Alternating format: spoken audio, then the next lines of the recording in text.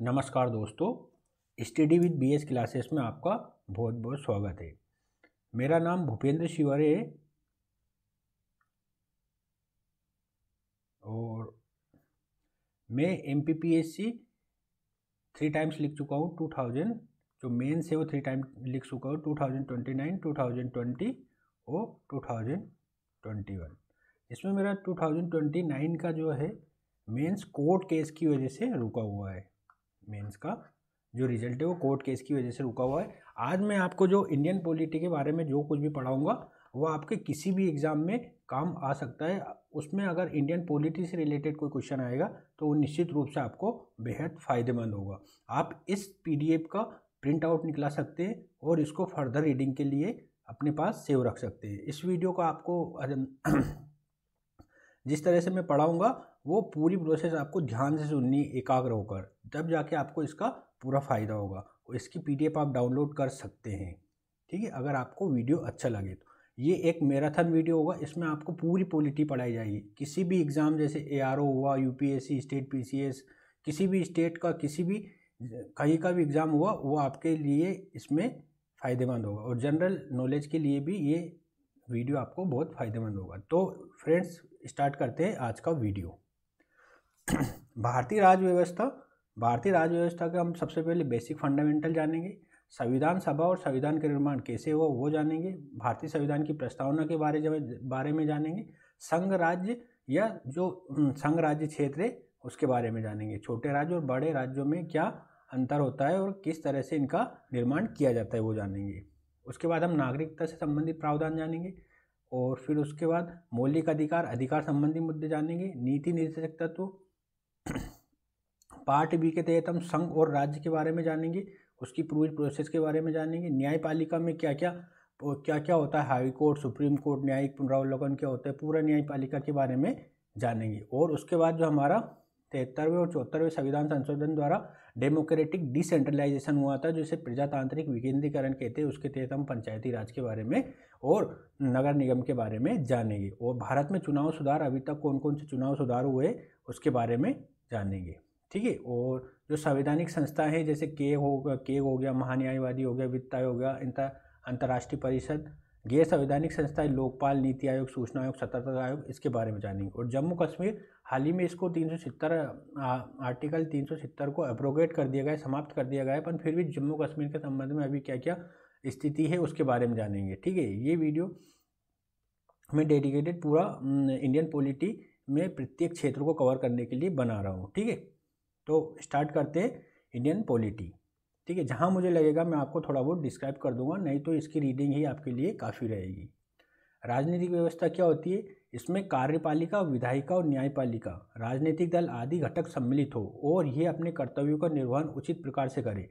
साथ ही इनके मध्य बेहतर समन्वय भी होना चाहिए। ये सभी घटक राज्य रूपी संस्था के लिए कार्य करते हैं। राज्य के 4 तत्व होते हैं, वो काफ़ी महत्वपूर्ण होते हैं। जैसे किसी भी राज्य के निर्माण के लिए इन 4 तत्वों का होना अति आवश्यक है। कौन कौन से तत्व है? निश्चित भू सीमा होनी चाहिए, एक जनसंख्या होनी चाहिए, वहाँ पे सरकार होनी चाहिए, राज्य का जो भौतिक प्रकटीकरण करती है, सरकार के अंतर्गत व्यवस्थापिका होनी चाहिए जिसे विधायिका भी कह सकते हैं, कार्यपालिका होनी चाहिए और न्यायपालिका होनी चाहिए जो न्याय प्रदान करे लोगों को। और चौथा सबसे महत्वपूर्ण होता है वो संप्रभुता होता है। संप्रभुता क्या होता है? निर्णय लेने की सर्वोच्च शक्ति होनी चाहिए। कौन से? बाह्य और आंतरिक दोनों तरह के मामले में, किसी भी तरह के मामले में निर्णय लेने की शक्ति होनी चाहिए, जब ही वो राज्य कहलाएगा। राष्ट्र क्या है? राष्ट्र एक भावना है जिसे एक जैसे व्यक्ति इतिहास, धर्म, जाति, संस्कृति, निर्जाति या इनमें से किसी एक आधार पर एक दूसरे के साथ जुड़ाव महसूस करते हैं। किसी एक राज्य में एक से अधिक राष्ट्रीयता हो सकती है और यदि ये राष्ट्रीयता इतनी भिन्न हो कि अपनी अलग पहचान स्थापित करने का प्रयास करे तो राज्य की जो अखंडता है वो समाप्त हो सकती है। मतलब लोग अलग होना चाहें तो इससे राष्ट्र विखंडित हो सकता है ना। राष्ट्र की भावना को विकसित करने के लिए राष्ट्रीय प्रतीक चिन्हों का प्रयोग किया जाता है। राष्ट्रगान, राष्ट्रगीत, राष्ट्रध्वज आदि राष्ट्र की भावना को मजबूत करने का साधन माने जाते हैं। साथ ही समाज का यह उत्तरदायित्व है कि वो आने वाली पीढ़ी को इस प्रकार की शिक्षा उपलब्ध कराए जो आपसी मतभेदों को कम करे और राष्ट्रीय भावना को मजबूत करे। अब राज्य के प्रकार कौन कौन से होते हैं? राज्य 2 प्रकार के होते हैं, सत्तावादी और लोकतांत्रिक। अब सत्तावादी में क्या होता है, राजतंत्र होता है जिसमें राजा का शासन होता है। एक तानाशाही शासन होता है जो भय के आधार पर होता है, ठीक है, जो भय के आधार पर होता है, इसमें कोई वंशानुगत नहीं होती। जैसे तानाशाही शासन अभी मैंने पढ़ा है इसके पहले वाले वीडियो में, हिटलर और मुसोलिनी ने तानाशाही शासन स्थापित किया था। एक दल का शासन, जैसे रूस और चीन में एक दल का शासन है, तो ये एक दल का शासन भी होता है। और सैन्य शासन, जैसे म्यांमार में अभी सैन्य शासन स्थापित है, तो वो सैन्य शासन कहलाता है, जहाँ सेना प्रमुख या सेना अधिकारियों का समूह, जिसे जुंटा स्पेनिश में कहते हैं, कहा जाता है, करता है, और सेना के नियम ही कानून होते हैं। लोकतंत्र क्या होता है, अब्राहम लिंकन के शब्दों में लोकतंत्र क्या होता है, जनता का, जनता के द्वारा और जनता के लिए जो होता है वो लोकतंत्र कहलाता है, ठीक है।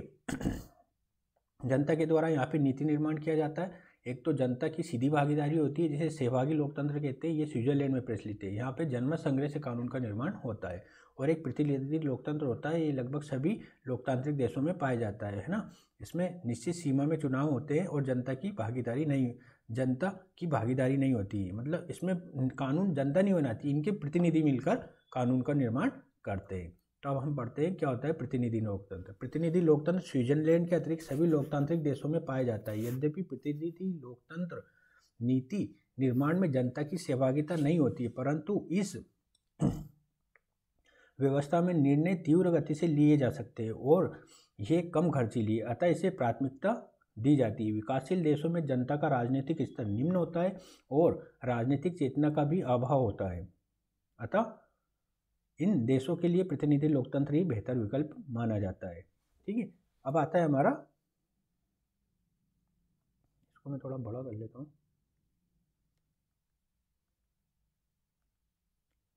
बड़ा कहाँ से होता है, ये से होता है, हाँ ठीक है, यहाँ होता है प्रतिनिधि लोकतंत्र माना जाता है। अब प्रतिनिधि लोकतंत्र को सहभागी बनाने के कौन कौन से साधन होते हैं ये जानेंगे।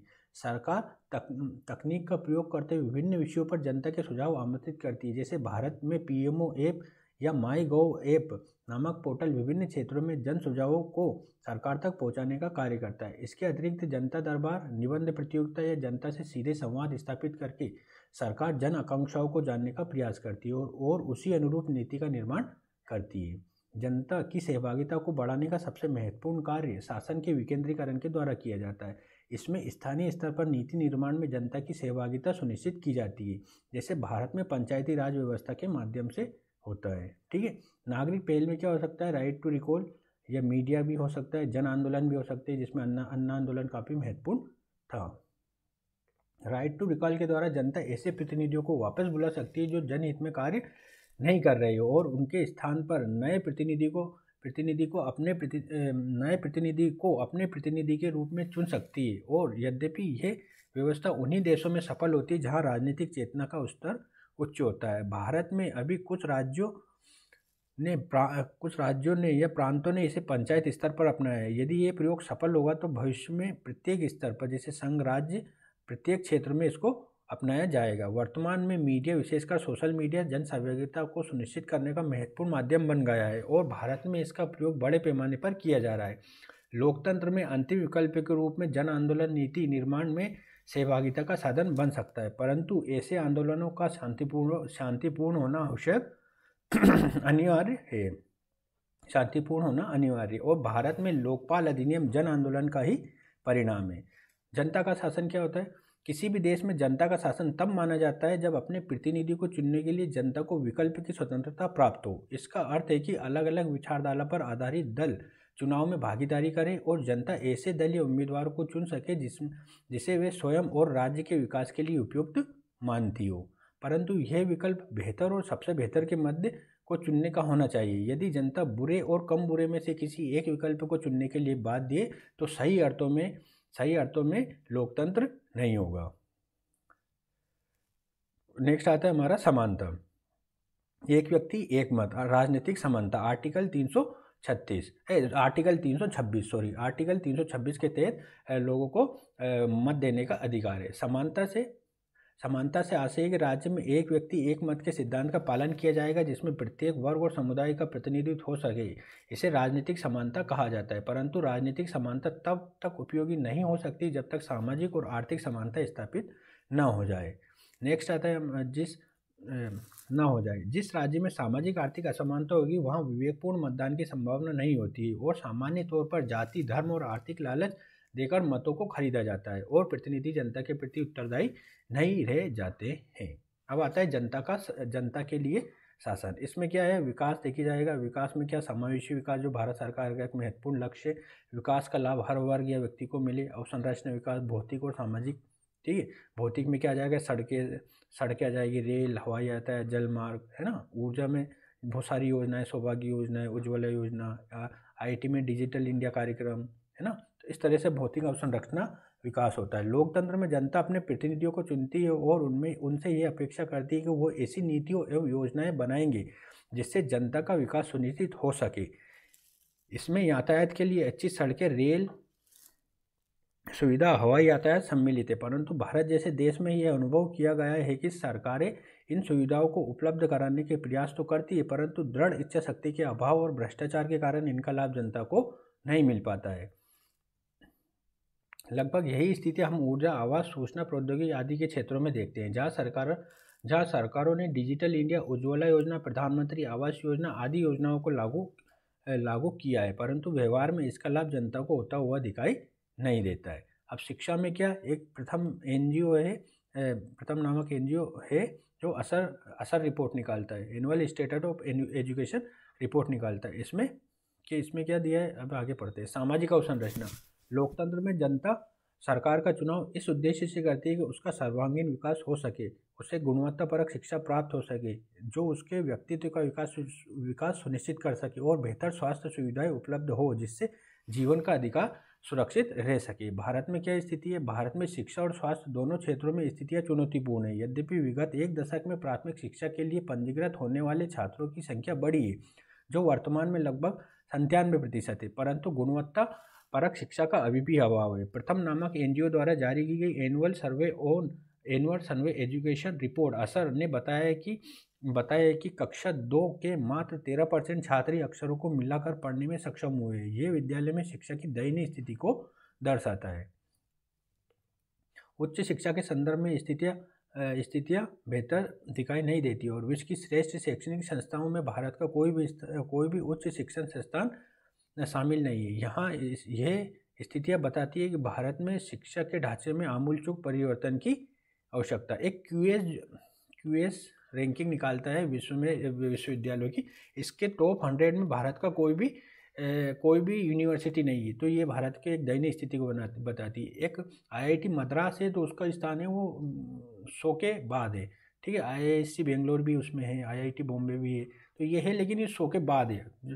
तो भारत विश्व का सबसे अधिक जनसंख्या वाला देश है और चीन और अमेरिका को टक्कर देने वाला देश है, परंतु फिर भी यहाँ पे QS एक जो यूनिवर्सिटी रैंकिंग निकालता है इसमें भारत का कोई भी उच्च शैक्षिक संस्थान नहीं है। तो ये मतलब एक दयनीय स्थिति है शिक्षा के क्षेत्र में, ठीक है।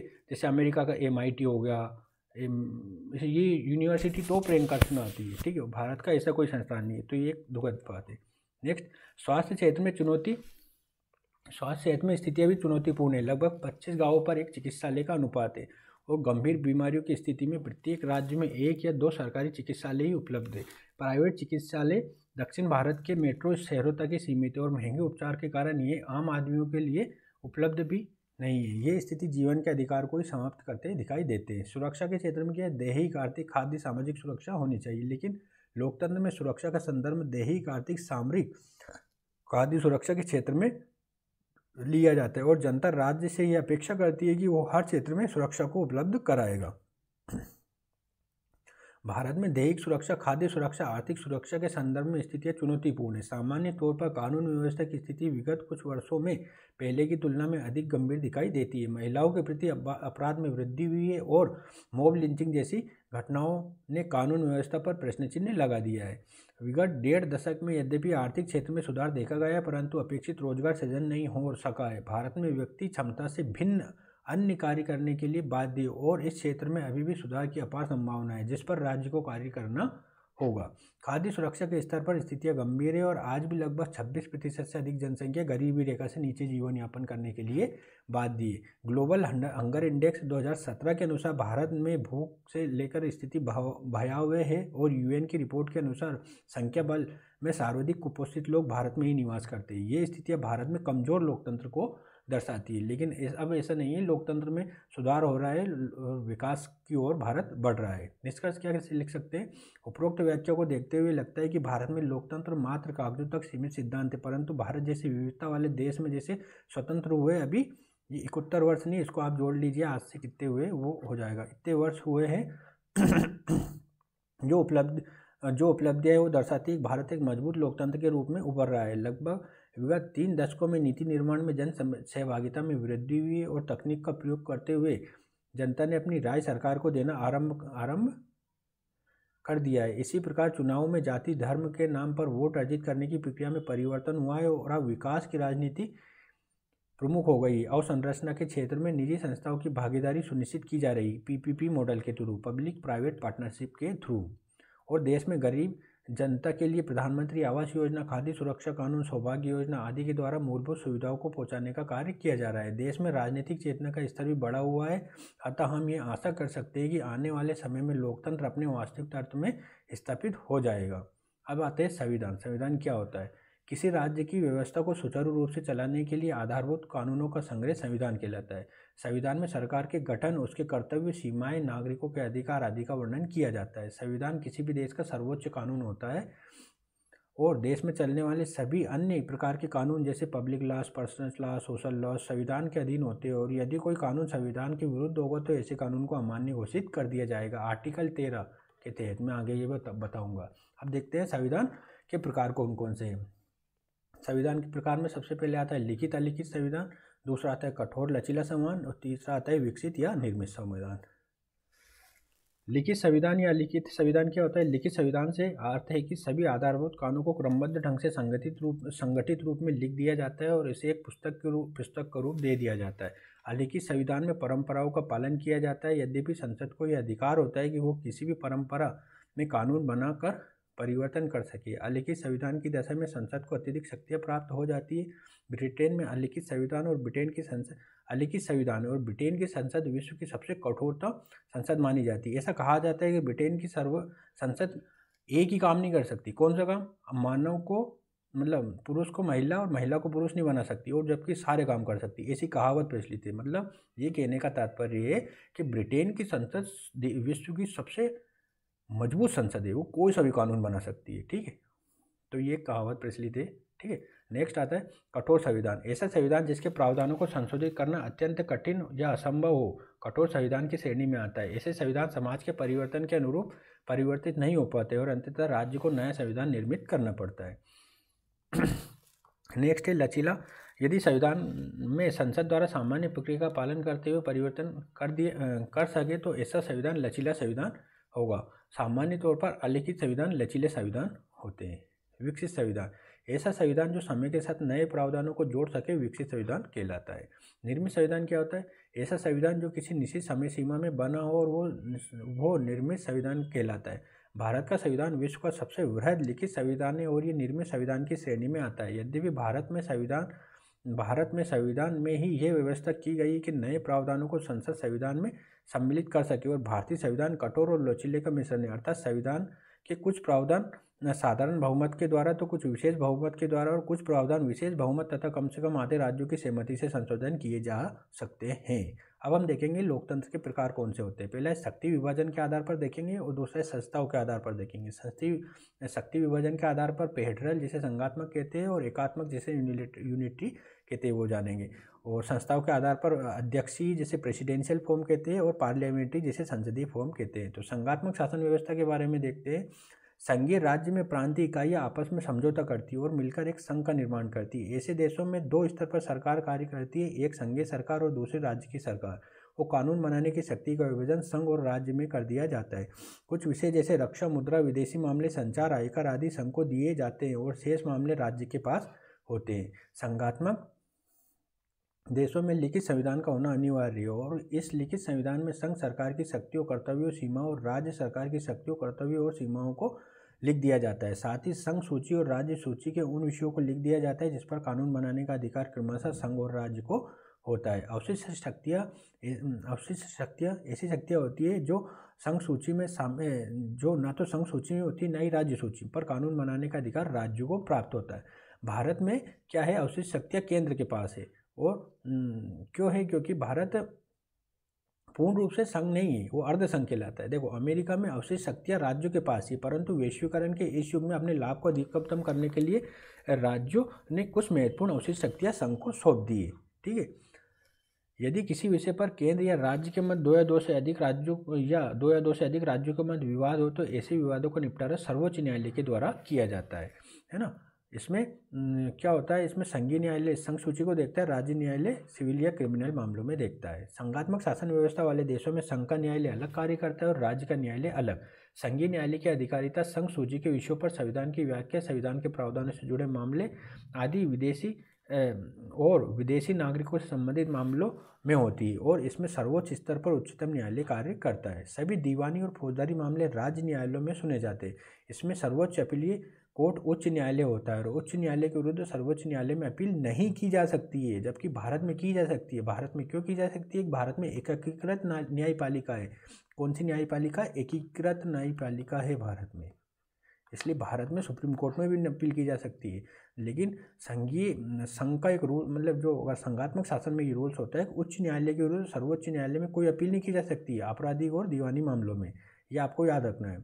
संघीय शासन व्यवस्था में राज्यों को संघ में शामिल होने का अधिकार प्राप्त होता है, परंतु उन्हें संघ से अलग होने का अधिकार नहीं होता है। ना ही संघ राज्यों की सीमाओं में परिवर्तन कर सकता है।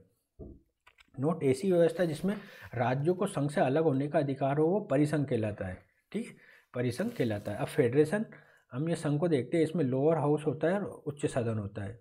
जो निम्न सदन होता है उसमें जनता का प्रतिनिधित्व होता है, वो क्या करते हैं, जनहित को सुरक्षित करते हैं। और उच्च सदन अपर हाउस कहलाता है, जिसे जो राज्यों का हित देखता है, राज्यों के हित के लिए संरक्षण होता है।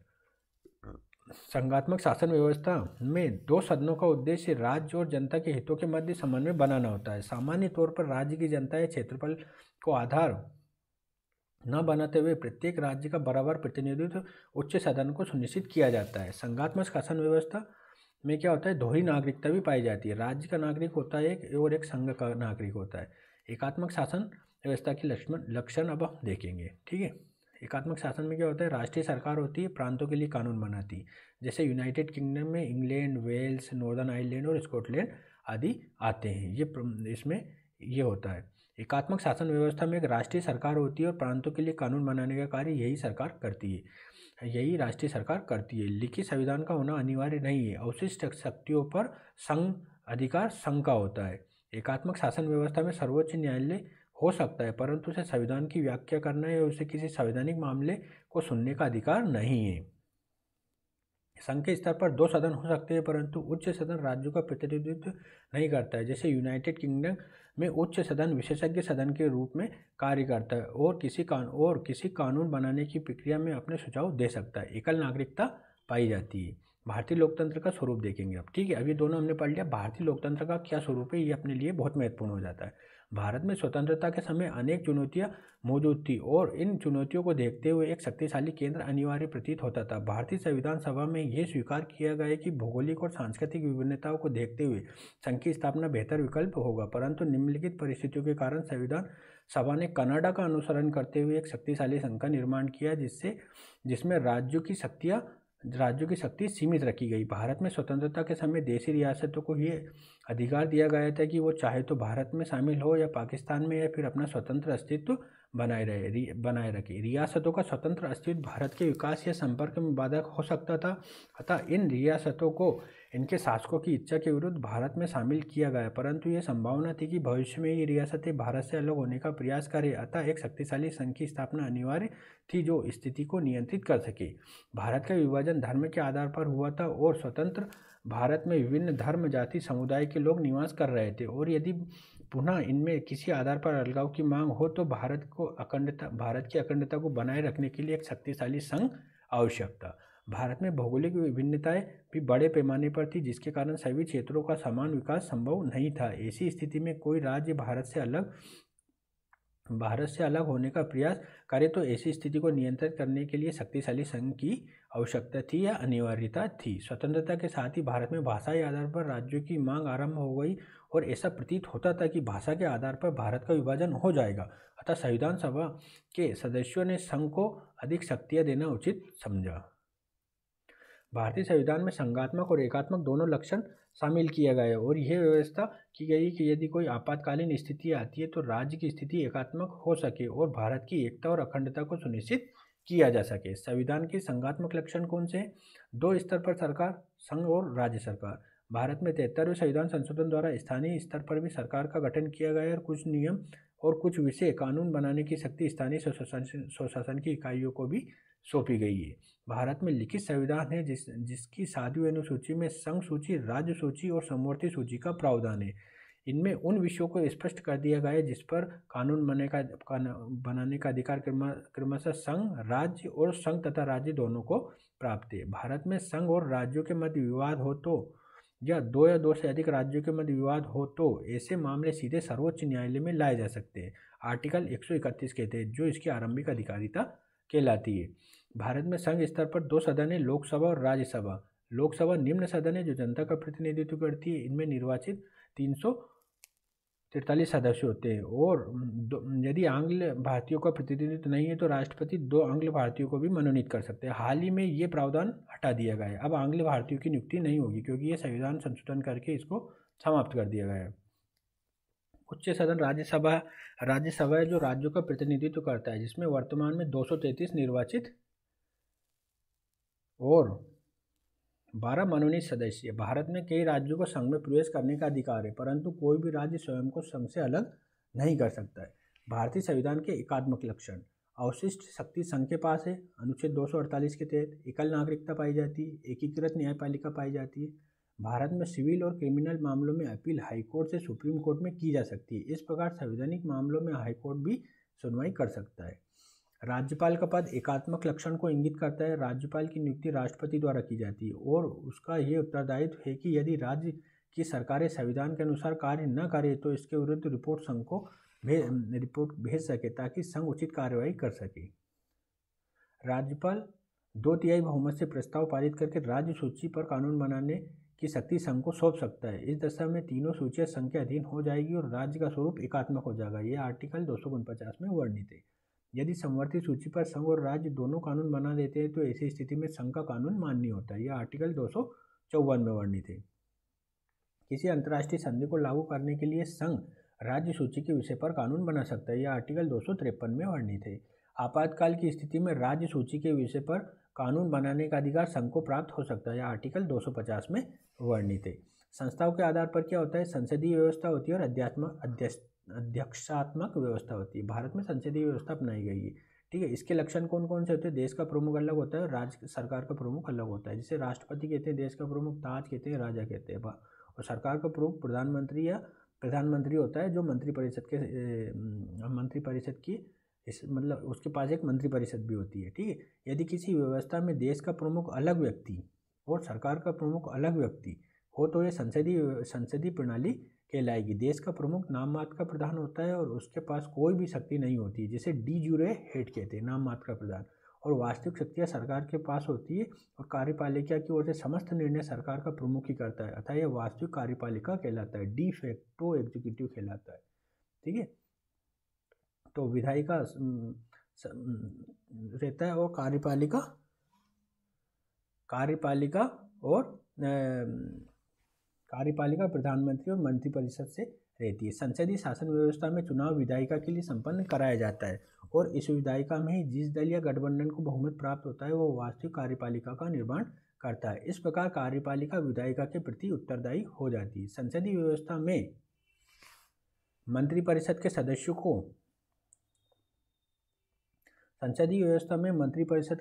को सदन का सदस्य होना अनिवार्य होता है। यदि कोई व्यक्ति जो सदन का सदस्य नहीं है मंत्री नियुक्त कर दिया जाता है तो उसे 6 माह के भीतर किसी एक सदन की सदस्यता लेना अनिवार्य है। लोकप्रिय सदन में एक कार्यकाल में कोई व्यक्ति अधिकतम 6 माह तक बिना सदस्यता लिए मंत्री रह सकता है। 6 माह के बाद उसे सदस्य बनना अनिवार्य है, नहीं तो इसकी मंत्री का पद चला जाएगा। संसदीय शासन व्यवस्था में सामूहिक उत्तरदायित्व का सिद्धांत कार्य करता है।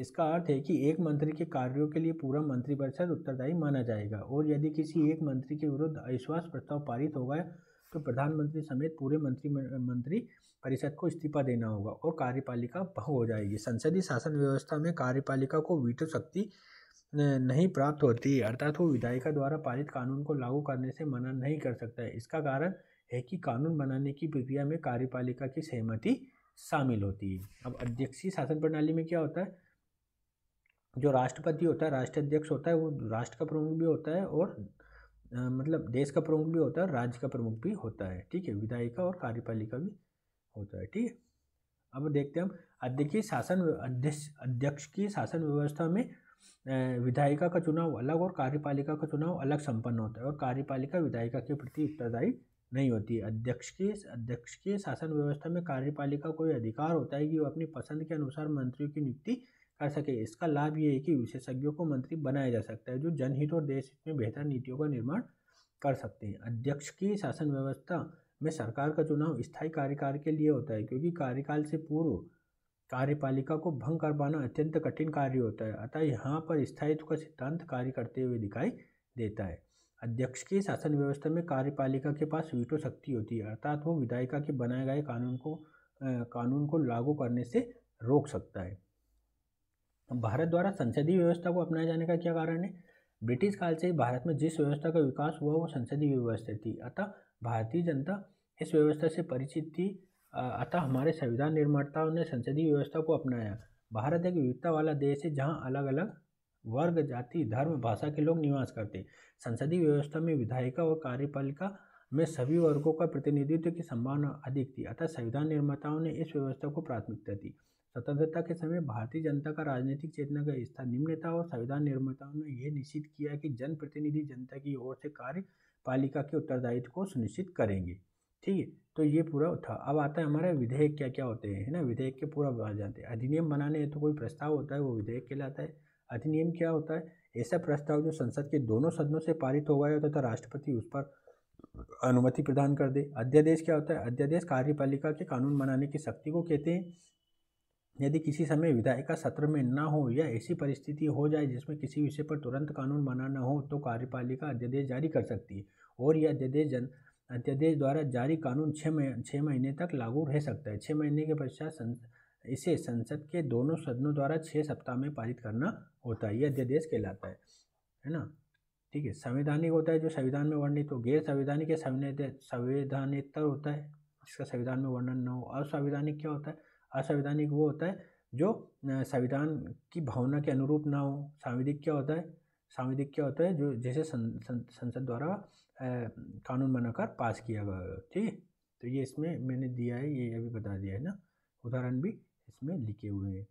ठीक है, तो ये आप पढ़ सकते हैं। असंवैधानिक भी वही है, सांविधिक भी यही मैंने भी बताया था। अब देखते हैं बहुमत के प्रकार। ठीक है, कोरम क्या होता है? कोरम जो कुल सदस्य होते हैं उनका 1/10वां हिस्सा होता है संसद में, और 1/10वें में वो खुद भी गिने जाते हैं। जैसे संसद लोकसभा के अध्यक्ष या राज्यसभा के अध्यक्ष जो भी बैठे हो खुद भी गिने जाते हैं। अगर 1/10वां हिस्सा है तो वहाँ पे मीटिंग होगी, नहीं तो नहीं होगी। ठीक है, अब देखते हैं हम साधारण बहुमत क्या होता है। यदि किसी विधेयक पर उपस्थित और मतदान करने वाले आधे से अधिक सदस्य अपना समर्थन दे देते हैं तो उसे साधारण बहुमत से पारित माना जाएगा। सामान्य तौर पर साधारण विधेयकों को पारित करने के लिए इसी प्रक्रिया को अपनाया जाता है। भारतीय संविधान के अनुच्छेद 3 जिसमें राज्यों का नाम परिवर्तन, क्षेत्र परिवर्तन, नए राज्यों का निर्माण आदि है, वो विधान परिषद का गठन, सांसदों के वेतन भत्ते में वृद्धि और 8वीं अनुसूची में संशोधन इसी रीति से किए जाते हैं साधारण बहुमत के द्वारा। अब आता है विशेष बहुमत। सदन की कुल सदस्य संख्या के आधे से एक अधिक सदस्य विधेयक को अपना समर्थन दे दे। उपस्थित और मतदान करने वाले कुल सदस्यों के 2/3 सदस्य विधेयक को अपना समर्थन दे दे। भारतीय संविधान में कुछ प्रावधानों में संशोधन विशेष बहुमत और कम से कम आधे राज्यों के अनुसमर्थन से होता है। अनुसमर्थन से अर्थ है कि राज्य विधेयकों को साधारण बहुमत से पारित करेंगे। राष्ट्रपति के निर्वाचन प्रक्रिया में परिवर्तन, न्यायपालिका की शक्तियों में परिवर्तन या केंद्र और राज्य के मध्य कार्यपालिकाई, विधायी या वित्तीय संबंधों में परिवर्तन के लिए इसी प्रक्रिया का पालन किया जाता है। प्रभावी बहुमत। यदि किसी प्रस्ताव को पारित करने के लिए सदन को तत्कालीन संख्या का आधे से एक अधिक सदस्यों का समर्थन की आवश्यकता हो तो इसे प्रभावी बहुमत कहते हैं। भारत में उपराष्ट्रपति, लोकसभा अध्यक्ष, उपाध्यक्ष, राज्यसभा के उपसभापति को पद से हटाने के लिए इस बहुमत का प्रयोग किया जाता है। विशेषित बहुमत क्या होता है? भारत में राष्ट्रपति पर लगाए गए महाभियोग को महाभियोग संकल्प को दोनों सदनों के कुल सदस्य संख्या के 2/3 बहुमत से पारित करना होता है। इसे विशेषित बहुमत कहते हैं। अब आता है संविधान सभा और संविधान का विकास किस तरह हुआ। तो हम देखते हैं संविधान सभा का विकास। बाल गंगाधर तिलक ने स्वराज विधेयक के माध्यम से पहली बार औपचारिक रूप से संविधान सभा की मांग रखी थी। यह संविधान सभा भारतीय द्वारा निर्मित होनी थी और जिसे भारतीय जनता के अधिकार और शासन प्रणाली के लिए प्रावधान बनाने थे, परंतु यह मांग स्वीकार नहीं हो सकी। 1935 में भारतीय राष्ट्रीय कांग्रेस ने पहली बार औपचारिक रूप से संविधान सभा की मांग रखी। कैबिनेट मिशन कब आया? कैबिनेट मिशन 1946 में आया, 24 मार्च 1946 को। इसमें 3 सदस्य sir Pethick Lawrence, AB Alexander और स्टेफन क्रेप्स। जो पैथिक लॉरेंस थे ये अध्यक्ष थे। कैबिनेट मिशन ने क्या कहा? इस मिशन द्वारा ब्रिटिश भारत और देशी रियासतों को मिलाकर भारत संघ की स्थापना का प्रावधान किया जाएगा। रक्षा, विदेश मामले और संचार तीनों विषय संघ को सौंपे जाएंगे और शेष विषयों पर कानून बनाने का अधिकार प्रांतों को देने का प्रस्ताव किया गया। अवशिष्ट शक्तियाँ प्रांतों को देने का कहा गया। देशी रियासतों को यह अधिकार दिया गया कि वो चाहे तो भारत में शामिल हो या अपना चाहे तो भारत में शामिल हो या अपना स्वतंत्र अस्तित्व बनाए रखे। पाकिस्तान की मांग को खारिज कर दिया गया, परंतु ब्रिटिश प्रांतों को 3 समूह में बांटा गया। समूह ए में ऐसे क्षेत्रों को शामिल किया गया जहाँ हिंदू बड़ी मात्रा में थे, जिसमें उड़ीसा, बिहार, मध्य प्रांत, संयुक्त प्रांत और मद्रास। समूह बी में पंजाब, सिंध, बलूचिस्तान और उत्तर पश्चिम सीमा प्रांत के मुस्लिम बाहुल्य क्षेत्र को रखा गया और समूह सी में असम और बंगाल के मुस्लिम बाहुल्य क्षेत्रों को शामिल किया गया है। कैबिनेट मिशन ने प्रस्ताव किया कि पहले तीनों समूह अलग अलग अपना संविधान बनाएंगे और फिर मिलकर संघ का संविधान का निर्माण करेंगे। इस प्रकार इस व्यवस्था में अप्रत्यक्ष रूप से पाकिस्तान की मांग सम्मिलित थी। आरंभ में कांग्रेस और मुस्लिम लीग दोनों ने ही इस प्रस्ताव का विरोध किया, परंतु बाद में दोनों ने इसे स्वीकार कर लिया। अब संविधान सभा की संरचना और चुनाव प्रक्रिया कैसे हुई वो जानेंगे। ठीक है, तो संविधान सभा में कितने आए थे सदस्य थे? 389, जिसमें 292 मेंबर ब्रिटिश प्रांत से निर्वाचित किया जाएगा। 4 मेंबर दिल्ली, अजमेर, ब्रिटिश बलूचिस्तान और कुर्ग के चीफ कमिश्नर से निर्वाचित होंगे और 93 सदस्य मनोनयन से आएंगे। ठीक है, देशी रियासतों के। अब चुनाव प्रक्रिया क्या है? सांप्रदायिक आधार पर बांटा गया था, जिसमें सामान्य 210, मुस्लिम 78 और सिख 4 सीटें थी। चुनाव क्षेत्रों को सांप्रदायिक आधार पर बांटा गया था। 10 लाख की जनसंख्या पर 1 सीट रखी गई थी। चुनाव आनुपातिक प्रतिनिधित्व और एकल संक्रमणीय मत पद्धति द्वारा अप्रत्यक्ष विधि से संपन्न कराए गए थे। ठीक है, और अभी जो अपने देश में लोकसभा के चुनाव होते हैं वो फर्स्ट पास्ट द पोल होती है। पहले खंबा छूने की पद्धति होती है, जिसे सबसे ज़्यादा वोट मिल जाते हैं वो जीत जाता है। ठीक है, और इसमें क्या होता है? फर्स्ट पास्ट द इसमें क्या बोलते हैं? इसमें चुनाव आनुपातिक प्रतिनिधित्व और एकल संक्रमणीय मत पद्धति ये अलग होती है, जिसमें राष्ट्रपति उपराष्ट्रपति के चुनाव होते हैं। इसमें निश्चित कोटा रहता है। अप्रत्यक्ष विधि से आज से जनता ने प्रतिनिधियों को नहीं चुना, बल्कि राज्य विधानमंडलों के सदस्यों द्वारा संविधान सभा के सदस्यों का चुनाव किया गया है ना। जब चुनाव हुआ जुलाई 1946 में, तो 208 सीटें कांग्रेस को मिली और 73 सीटें मुस्लिम लीग को मिली। 16 अगस्त 1946 को मुस्लिम लीग ने सीधी कार्यवाही दिवस मनाया। ठीक है, जुलाई 1946 में संविधान सभा के चुनाव संपन्न हुए, जिसमें मुस्लिम सीटों पर मुस्लिम लीग अप्रत्याशित सफलता प्राप्त हुई और मुस्लिम लीग ने पाकिस्तान के निर्माण के लिए आंदोलन आरंभ कर दिया। अंततः 3 जून 1947 को माउंटबेटन योजना के अंतर्गत पाकिस्तान के गठन को स्वीकार कर लिया गया और मुस्लिम लीग ने संविधान सभा को छोड़ दिया। इसके पश्चात संविधान सभा में 299 सदस्य शेष रह गए, जिसमें 229 ब्रिटिश प्रांत से निर्वाचित थे और 70 देशी रियासतों से मनोनीत थे। अब संविधान का निर्माण हम देखते हैं। संविधान का निर्माण कैसे हुआ जानते हैं। 9 दिसंबर 1946 को संविधान सभा की पहली बैठक हुई, जिसमें सच्चिदानंद सिन्हा को अस्थायी अध्यक्ष के रूप में चुना गया। 11 दिसंबर 1946 को बैठक हुई, इसमें राजेंद्र प्रसाद को स्थायी अध्यक्ष चुना गया और AC मुखर्जी जो थे उन्हें उपाध्यक्ष चुना गया। 13 दिसंबर 1946 की बैठक में जवाहरलाल नेहरू ने उद्देश्य प्रस्ताव, जिसे ऑब्जेक्टिव रिजोल्यूशन कहते हैं, वो प्रस्तुत किया। इसमें भारत को संप्रभु लोकतांत्रिक गणराज्य बनाने का संकल्प लिया गया।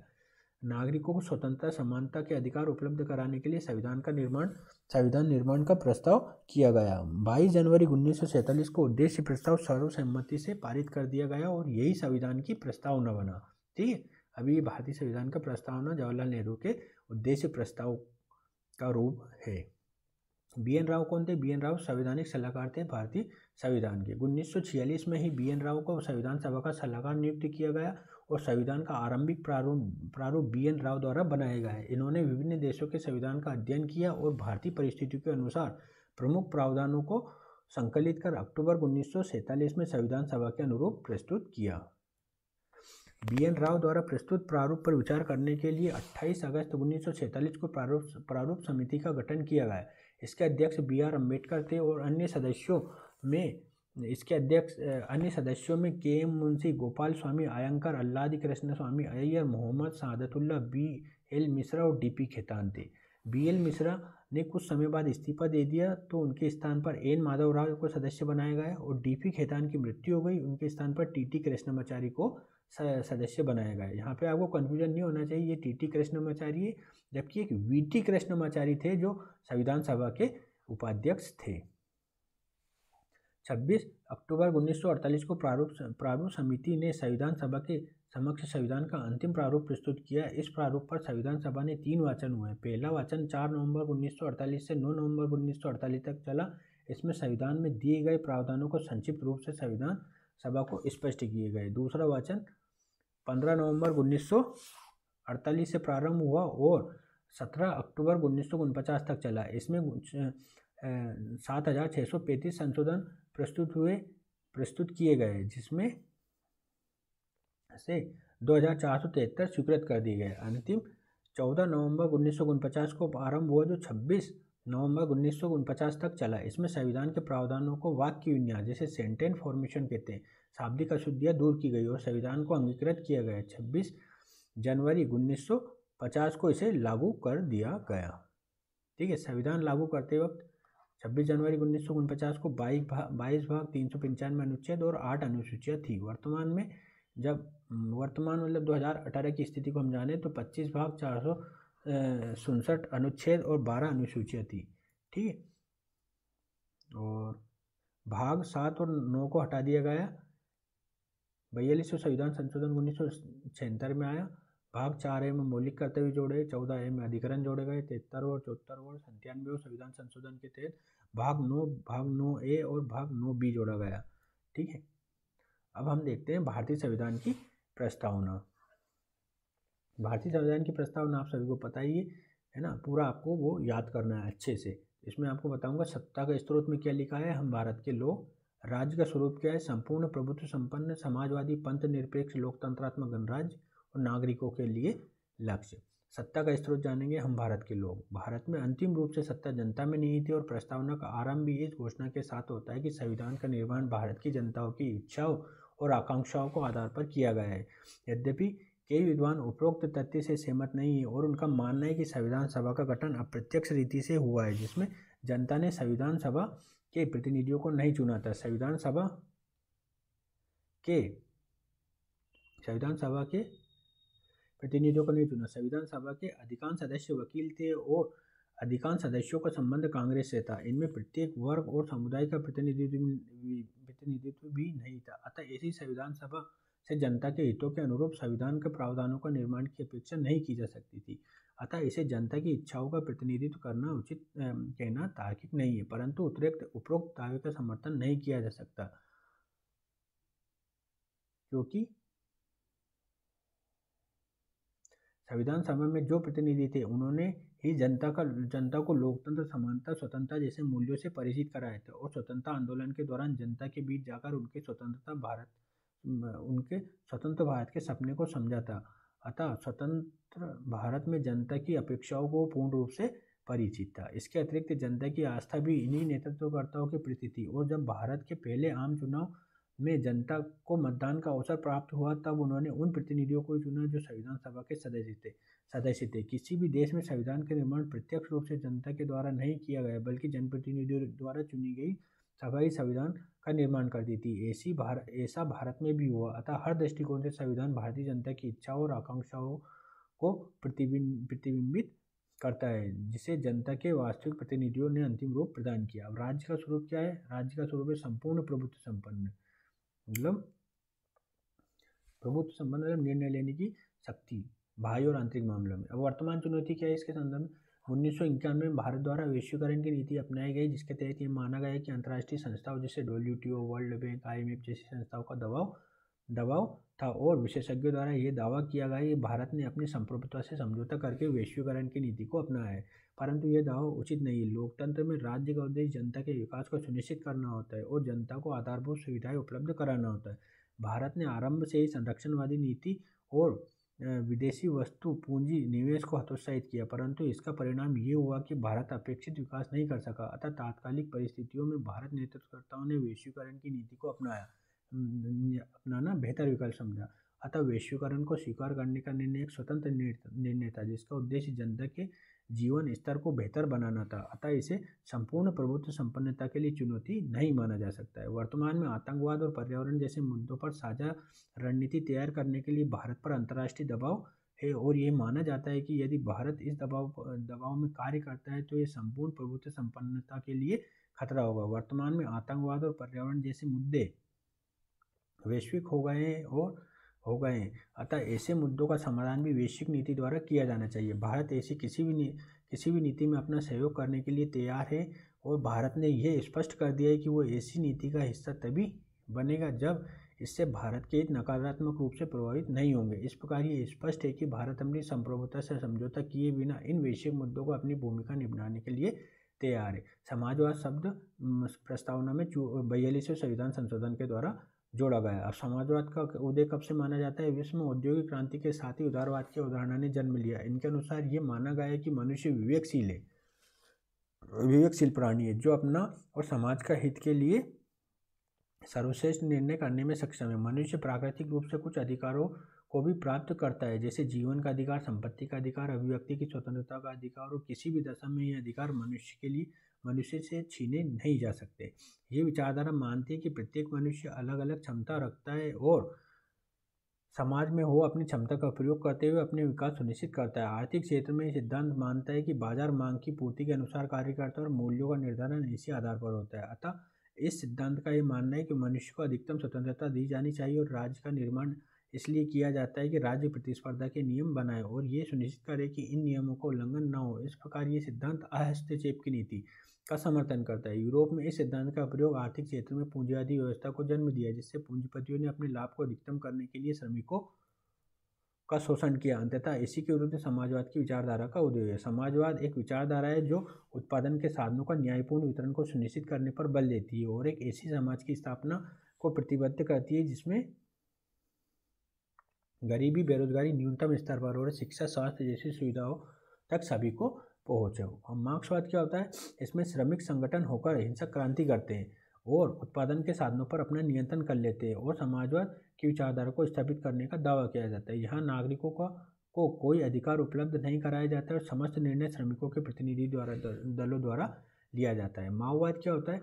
ये चीन में कृषक और भूमिहीन कृषक मजदूरों द्वारा चलाया गया हिंसक आंदोलन था, जिसके माध्यम से राजनीतिक सत्ता पर नियंत्रण किया गया है। इसमें वही सिद्धांत अपनाए गए जो मार्क्सवाद में प्रचलित थे। लोकतांत्रिक समाजवाद क्या होता है? लोकतांत्रिक समाजवाद में राज्य उत्पादन के साधनों पर अपना नियंत्रण करता है और इसके न्यायपूर्ण वितरण को सुनिश्चित करता है। साथ ही गरीबी, बेरोजगारी को समाप्त करने के लिए नीति बनाने का कार्य राज्य द्वारा किया जाता है। इसके अतिरिक्त समाज में वंचित वर्गों को भोजन, आवास, शिक्षा, स्वास्थ्य जैसी सुविधाएं उपलब्ध कराना सरकार का उत्तरदायित्व है। भारत में लोकतांत्रिक समाजवाद को अपनाया गया है। अब भारत में समाजवाद के लिए क्या क्या चुनौतियां हैं? 1991 में भारत ने नई आर्थिक नीति अपनाई, जिसके द्वारा उदारीकरण, निजीकरण, वैश्वीकरण को स्वीकृति प्रदान की गई। उदारीकरण और निजीकरण की नीति समाजवाद के विरुद्ध है।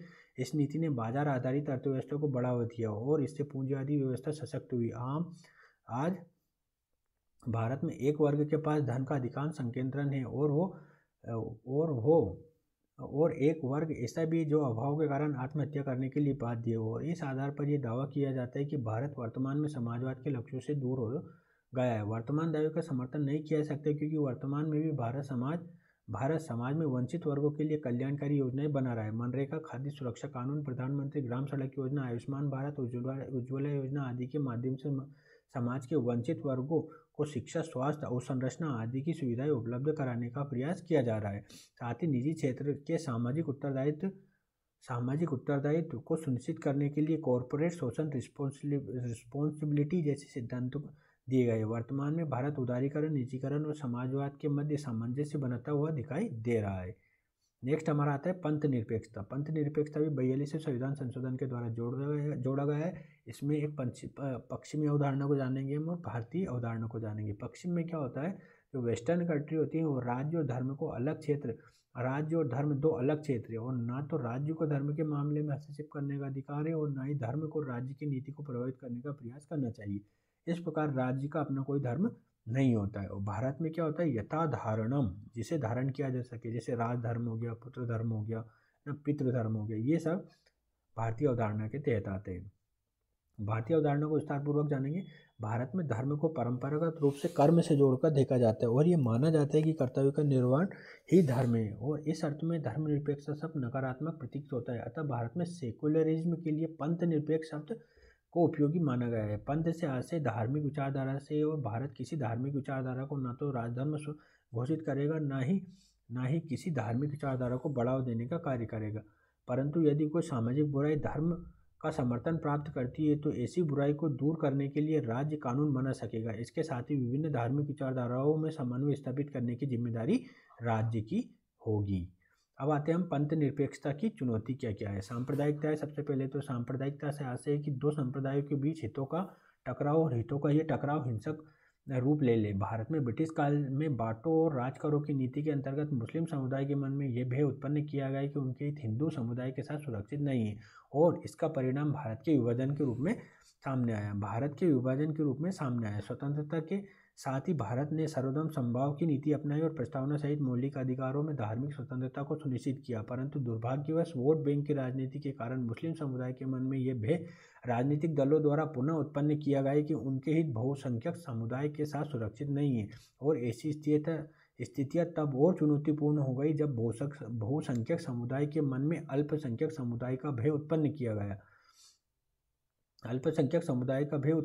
वर्तमान में आतंकवाद जैसी समस्याओं ने इस भय को सशक्त कर दिया है और सांप्रदायिकता भारत के लिए एक बड़ी चुनौती बनकर उभरा है। गणराज्य क्या होता है? गणराज्य होता है सर्वोच्च पद पर निर्वाचित व्यक्ति आसीन हो। ये पद वंशानुगत नहीं माना जाता है, ठीक है, गणराज्य के अंतर्गत, ठीक है। अब नागरिकों के लिए क्या उद्देश्य? न्याय है, जिसमें सामाजिक, आर्थिक, राजनीतिक न्याय होता है।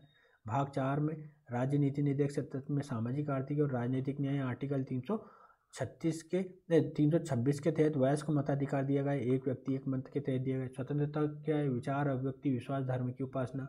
आर्टिकल 19 में भाग 3 में जो है वो दिया है विचार, अभिव्यक्ति, ठीक है। और भाग 25 से 28 तक धर्म की स्वतंत्रता दी गई। इसमें विश्वास, धर्म, उपासना आ जाएगा।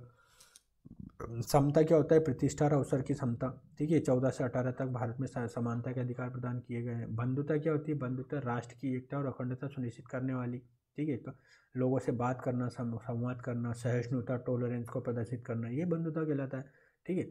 बंधुता भावना है और इसे थोपा नहीं जा सकता। बंधुता को विकसित करने के लिए व्यक्तियों के मध्य संवाद और सहिष्णुता का होना आवश्यक है। दूसरे के विचारों को सुनना और यदि यह विचार अतार्किक है तो व्यक्तियों को समझाकर सही मार्ग पर लाना ही सहिष्णुता है, ठीक है। अब आते हैं हम उद्देशिका में। अब क्या उद्देशिका में संशोधन किया जा सकता है?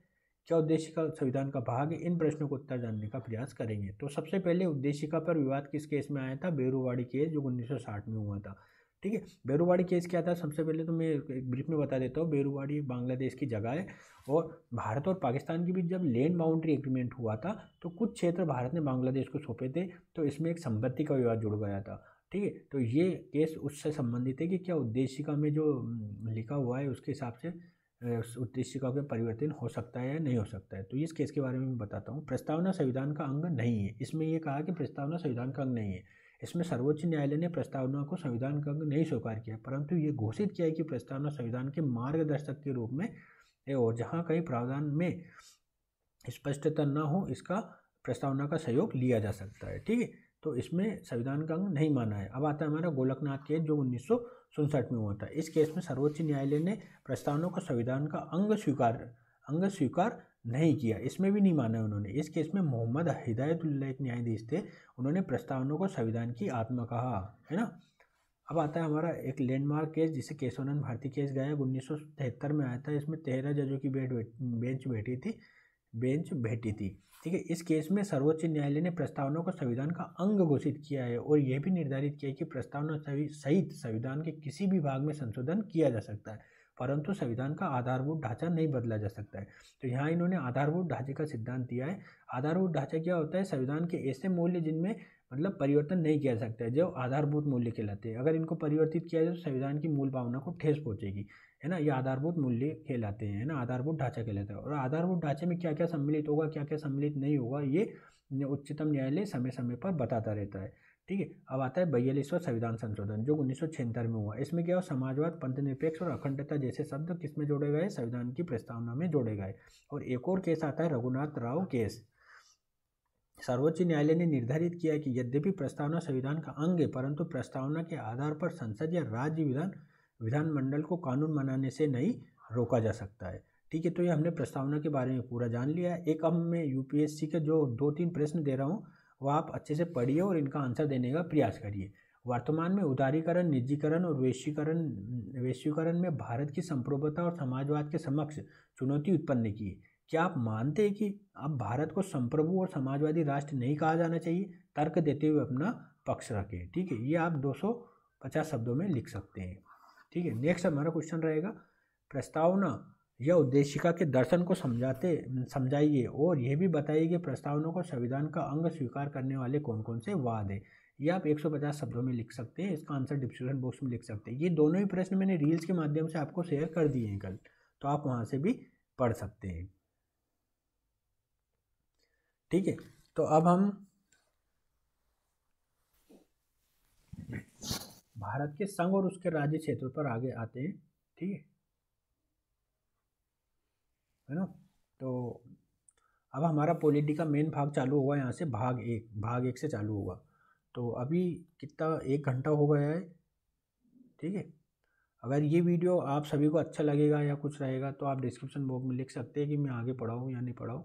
ठीक है, मेरा प्रयास रहेगा कि इसी तरह से मैं आपको मतलब जल्दी से जल्दी, जितना जल्दी हो सके, जैसे 3, 4 या 5 वीडियो में पढ़ाकर ये पूरा समाप्त कर दूँ। ठीक है, तो आज का वीडियो हम यहीं रोकेंगे और कल इसके आगे मतलब नेक्स्ट वीडियो जब भी आएगा हम इसके आगे से पढ़ाना प्रारंभ करेंगे। ठीक है, तो आज का वीडियो यहीं हम समाप्त करते हैं। वीडियो देखने के लिए बहुत बहुत धन्यवाद।